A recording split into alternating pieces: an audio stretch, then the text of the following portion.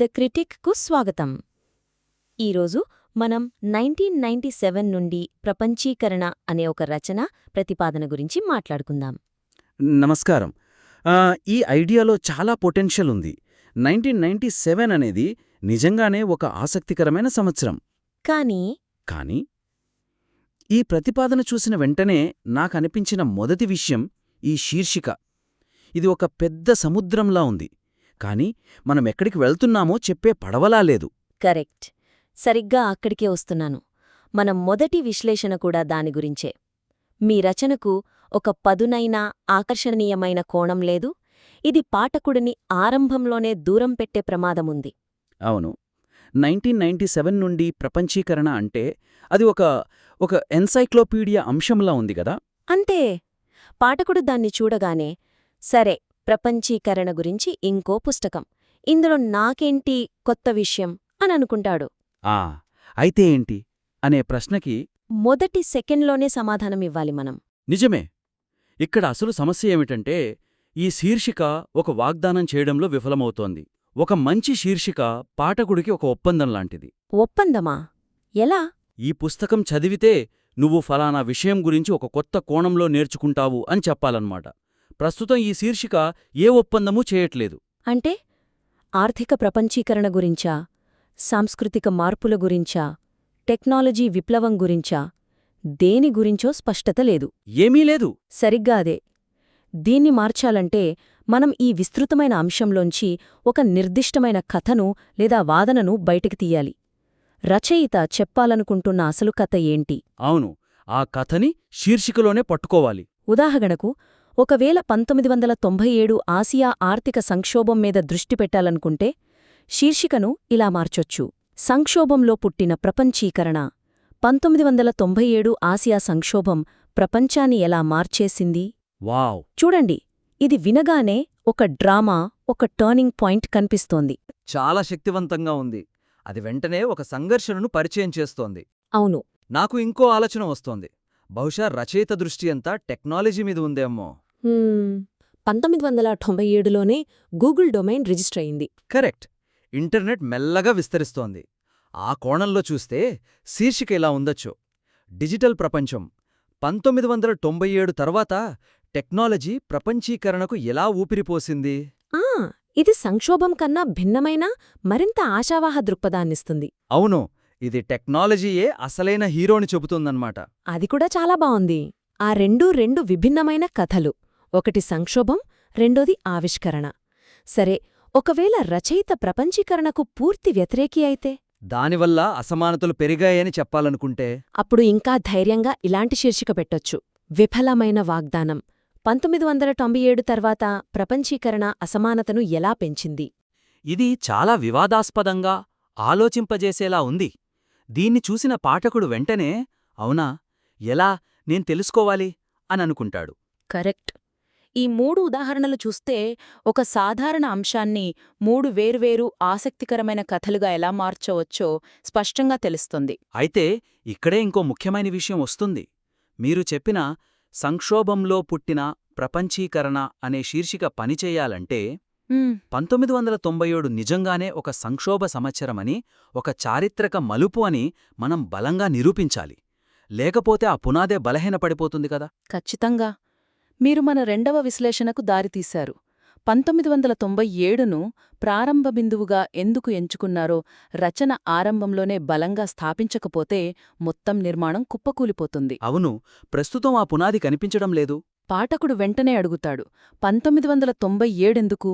1995 కాదు, 2001 కాదు, ప్రత్యేకంగా ఇదే ఎందుకు? ఈ ప్రశ్నకు మొదటి పేరాలోనే బల్లగుద్ది చెప్పినట్టు సమాధానం లేకపోతే రచయిత వాదనలన్నీ గాలిలో మేడలు కట్టినట్టుంటాయి. చాలి. ప్రస్తుతమున్న బలహీనత ఏమిటంటే ఈ ఎంపిక యాదృచ్ఛికంగా అనిపిస్తోంది. దాని వెనుక ఒక బలమైన తర్కం ఉన్నట్టు కనిపించటం లేదు. అవును. పాఠకుడికి నమ్మకం కలగాలంటే ఆ సంవత్సరంలో జరిగిన సంఘటనలు ప్రపంచ గమనాన్ని మార్చాయని మనం ఒప్పించాలి. ఆ సంవత్సరం జరిగింది కాబట్టే ఈరోజు మనం ఇలా ఉన్నాం అనే కనెక్షన్ను మనం స్పష్టంగా చూపించాలి. దీనికి పరిష్కారం పరిచయంలోనే 1997 ప్రాముఖ్యతను ఎలాంటి సందేహానికి తావులేకుండా స్థాపించడం. ఆ సంవత్సరాన్ని ఒక చారిత్రక కూడలిగా చిత్రించాలి. అంటే ఎలా?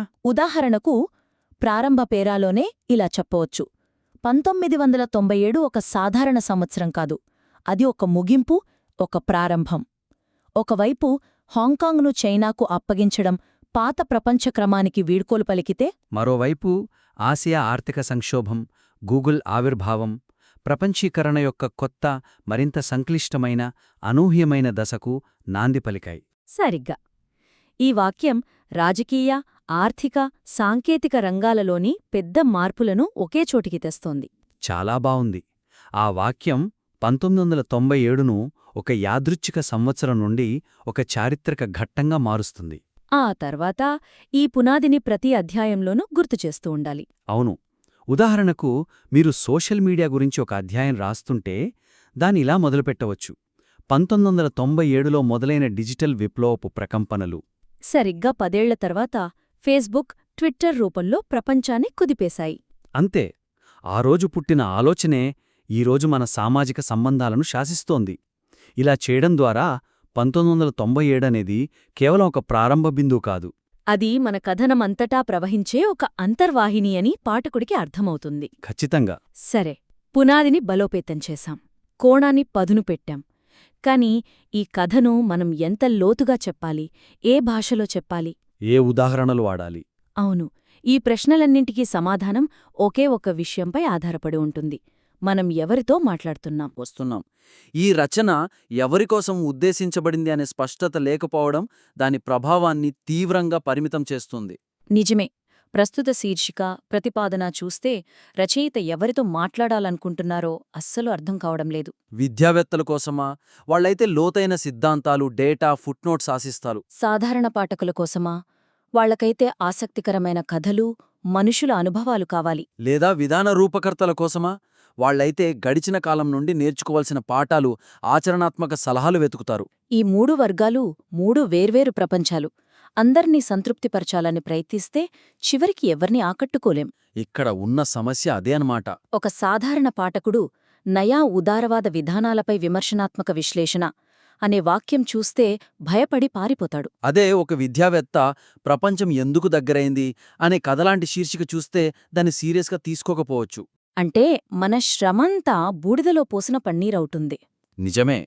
కాబట్టి రచయిత చేయాల్సిన మొదటి పని తన లక్ష్య ప్రేక్షకులను స్పష్టంగా నిర్వచించుకోవటం. నేను ఈ పుస్తకం ఫలానా వ్యక్తి కోసం రాస్తున్నాను అని మనస్సులో ఒక చిత్రాన్ని గీసుకోవాలి. ఆ తరువాత ప్రతి పదం, ప్రతి వాక్యం ఆ వ్యక్తి కోసమే రాయాలి. అవును. ఉదాహరణకు లక్ష్యం విద్యావేత్తలు అయితే ఉపశీర్షిక వాడటం చాలా ముఖ్యం. 1997 నుండి ప్రపంచీకరణ, నయా ఉదారవాద విధానాలపై ఒక విమర్శనాత్మక విశ్లేషణ. ఇది వెంటనే అకాడమిక్ ప్రపంచానికి ఒక సిగ్నల్ ఇస్తుంది, ఇది సీరియస్ వర్క్ అని. కరెక్ట్. ఒకవేళ లక్ష్యం సాధారణ పాఠకులైతే మనం వారి ఉత్సుకతను రేకెత్తించాలి. ఒక ప్రశ్నతో కూడిన శీర్షిక బాగా పనిచేస్తుంది. ప్రపంచం ఎందుకు దగ్గరైంది, ఇంకా ఎందుకు విడిపోయింది? 1997 నుండి మన కథ. ఇది ఒక మిస్టరీని, ఒక ప్రయాణాన్ని వాగ్దానం చేస్తుంది. ఇది వాళ్లను కథలోకి లాగుతుంది. అవును. ఇక 3వ వర్గం విధాన రూపకర్తలు. వాళ్లకు ఉపయోగపడే విషయమేమిటో సూటిగా చెప్పాలి. వాళ్లకు సమయం చాలా విలువైంది.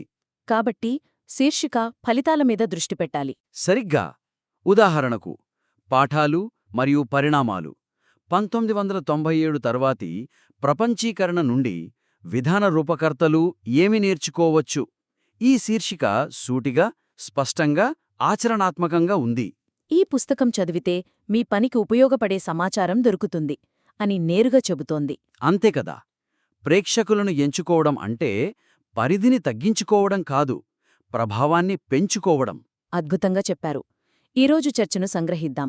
ఈ 3 సూచనలు మీ ప్రతిపాదనకు ఒక స్పష్టమైన దిశను, బలాన్ని ఇస్తాయని నమ్ముతున్నాం. మొదటిది, మీ కోణాన్ని పదును పెట్టండి. ప్రపంచీకరణ అనే సాధారణ అంశం నుండి బయటికి వచ్చి మీరు చెప్పాలనుకుంటున్న నిర్దిష్టమైన కథ లేదా వాదన ఏమిటో నిర్ణయించుకోండి. ఆ వాదన మీ శీర్షికలోనే ప్రతిధ్వనించాలి. ఒక బలమైన వాదన పాఠకుడిని అయస్కాంతంలా ఆకర్షిస్తుంది. రెండవది, మీ పునాదిని బలోపేతం చేయండి. 1997ని ఎందుకు ఎంచుకున్నారో పరిచయంలోనే చాలా బలంగా ఒప్పించే విధంగా చెప్పండి. ఆ సంవత్సరం జరిగిన సంఘటనలు మీ కథనానికి ఎలా చోదక శక్తిగా మారాయో స్పష్టం చేయండి. ఇది మీ రచనకు ఒక తార్కికమైన, నమ్మదగిన నిర్మాణాన్నిస్తుంది. ఇక మూడవది అత్యంత ముఖ్యమైనది, మీ ప్రేక్షకులను నిర్వచించండి. మీరు ఎవరితో మాట్లాడుతున్నారు? ఆ ఒక్క ప్రశ్నకి సమాధానం వెతుక్కోండి. మీ లక్ష్య ప్రేక్షకులు ఎవరో నిర్ణయించుకుని, వాళ్ల భాషలో, వాళ్లకి ఆసక్తి కలిగించే శైలిలో వాళ్ళకి అవసరమైన కంటెంట్ను రూపొందించండి. ఇది మీ పని సరైన వ్యక్తులకు చేరడమే కాకుండా వారిపై గరిష్ట ప్రభావాన్ని చూపడానికి సహాయపడుతుంది. ఈ సూచనలు మీ ఆలోచనలకు కొత్త దిశను ఇస్తాయని ఆశిస్తున్నాం. మీ ఐడియాలో చాలా మంచి విషయముంది. ఈ మార్పులు దాన్ని ఒక అద్భుతమైన రచనగా మార్చగలవు. అవును, మీ పనిని మెరుగుపర్చిన తర్వాత దాన్ని మళ్లీ మాతో పంచుకోడానికి అస్సలు సంకోచించకండి. మీ పురోగతిని చూడడానికి మేము చాలా ఆసక్తిగా ఎదురుచూస్తాము.